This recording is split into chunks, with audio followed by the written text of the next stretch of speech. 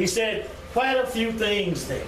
And when he talked about families owning that land going back over almost 200 years ago, we've said right here on this show, we're talking about economics, and we're saying that economics starts in the home. And not only that, we recall when there was a time when home economics was being taught. We don't know that that's being taught in the school. So we talk about home and school. Omar, can you say something about what Brother Chilimo said and the issues at hand when it comes to black people making money at home and it being taught at home and in the schools? Go ahead. You know, it's not just an economic issue that Brother Chilimo brought up, it's also a health issue. Yes.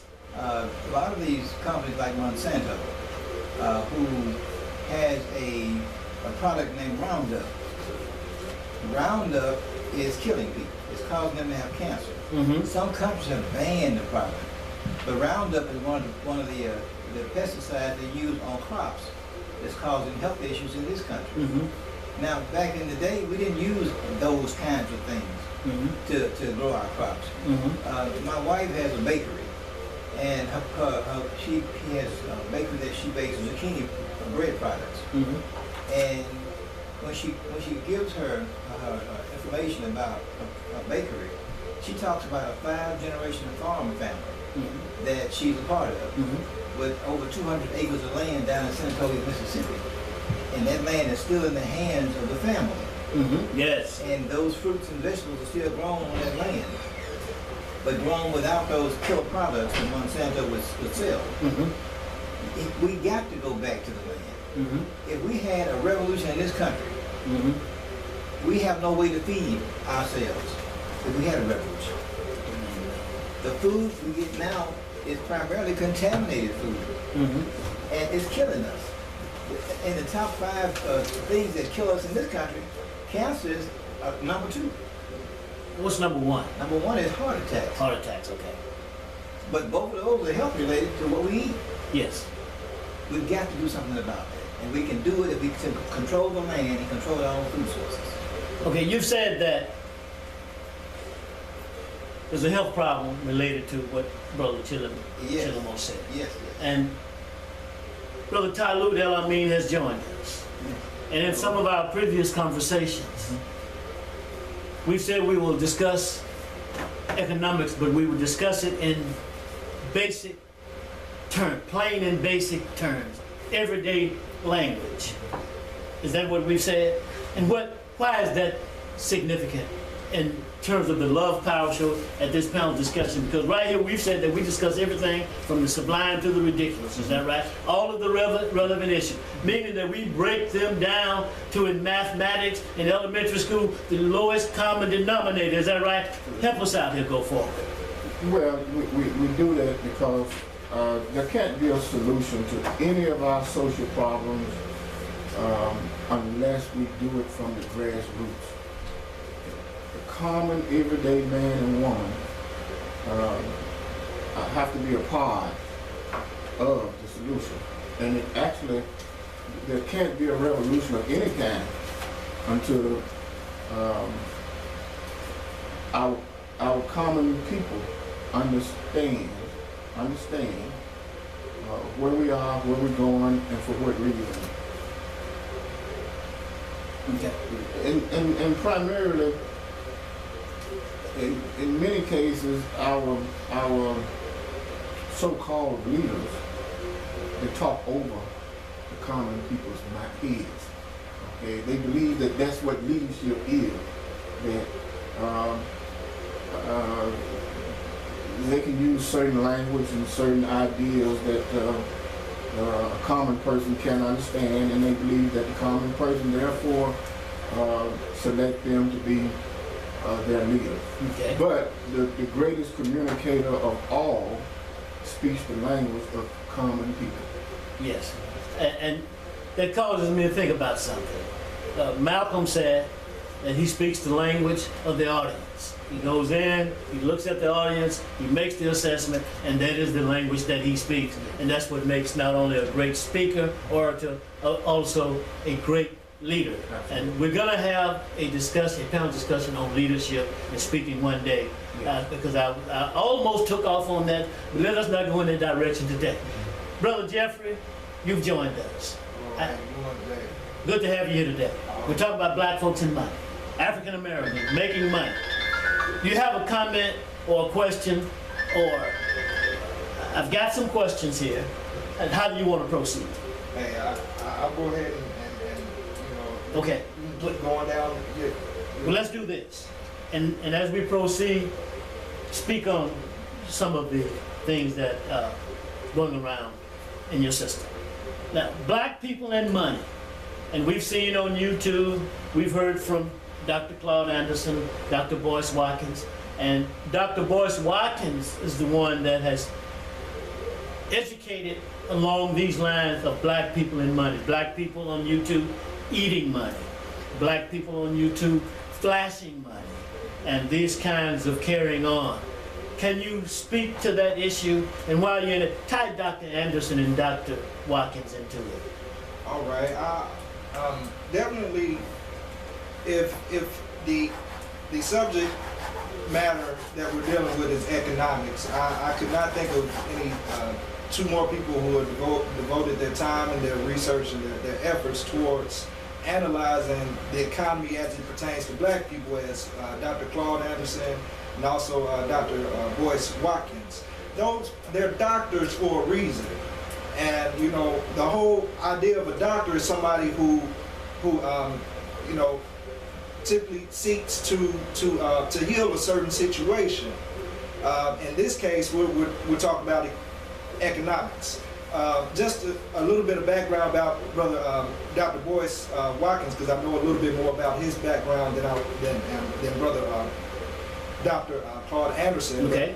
Dr.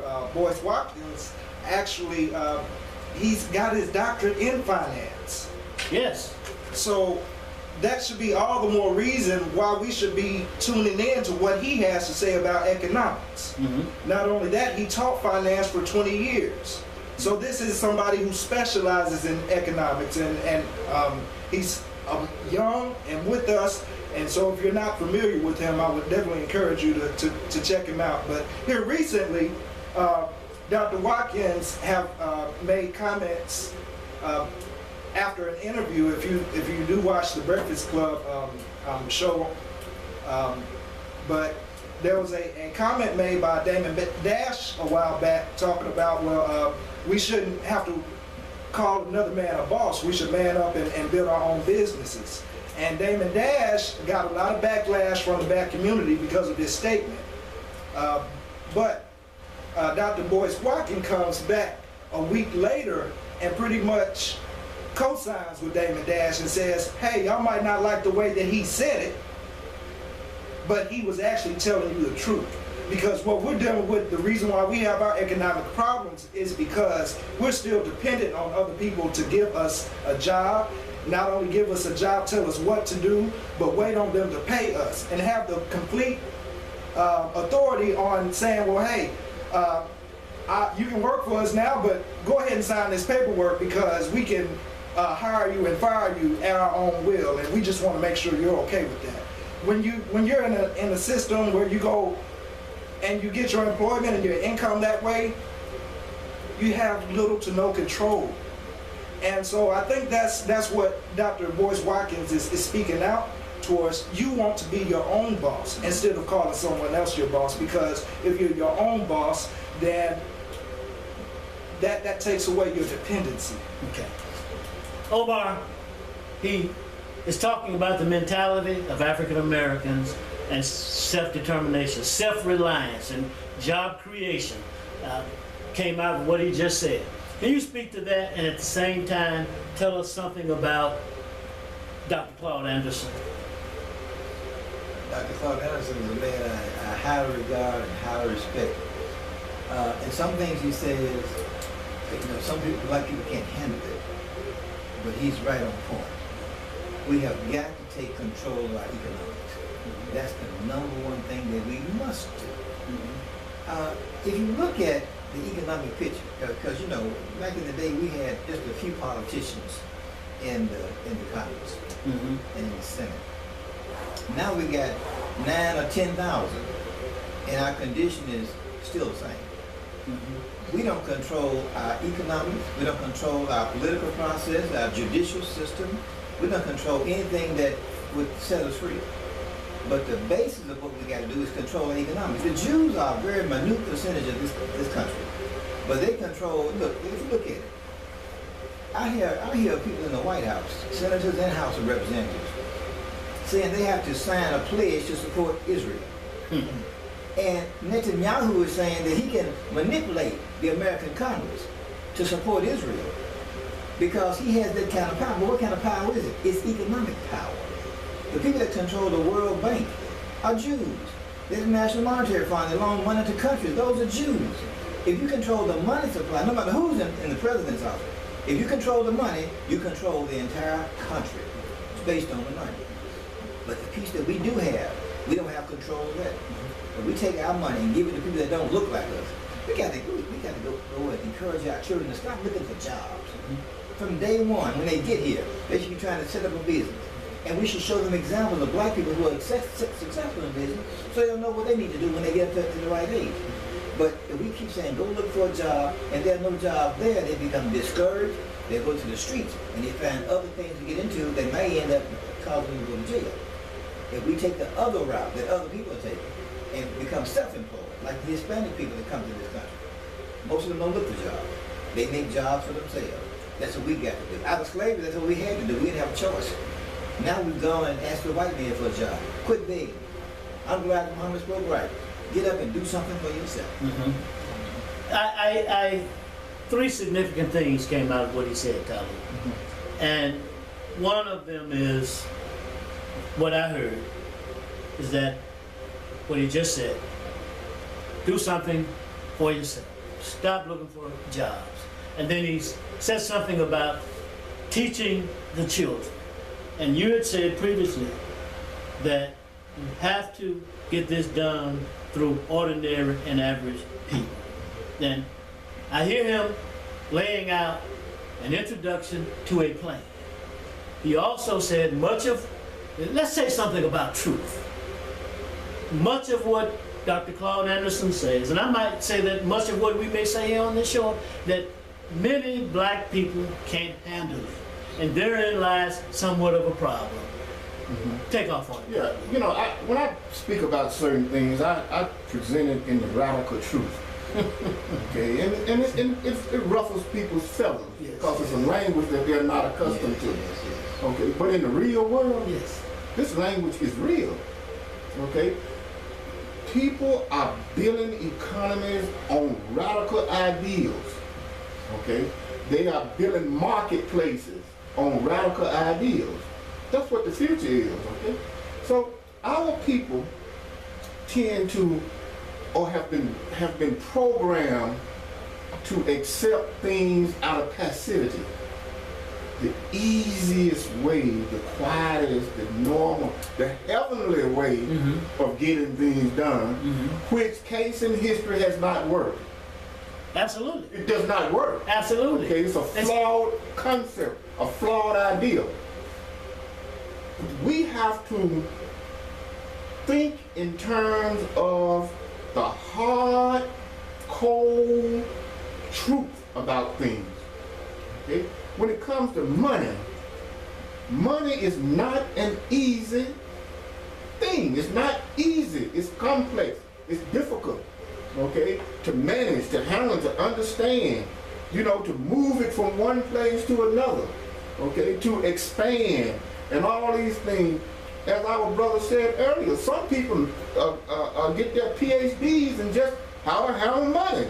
So how is it that an ignorant population is going to be able to handle money with ease, make money?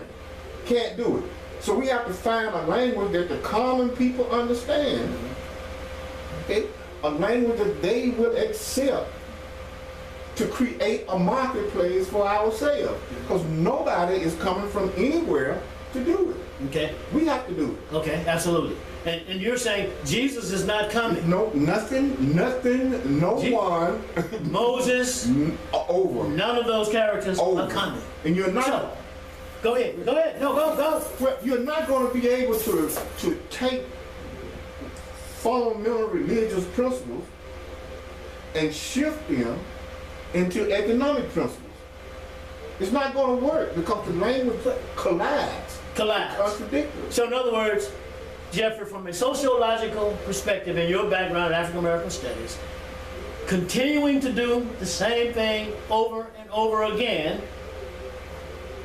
Oh yeah. What is that? That's the definition of insanity.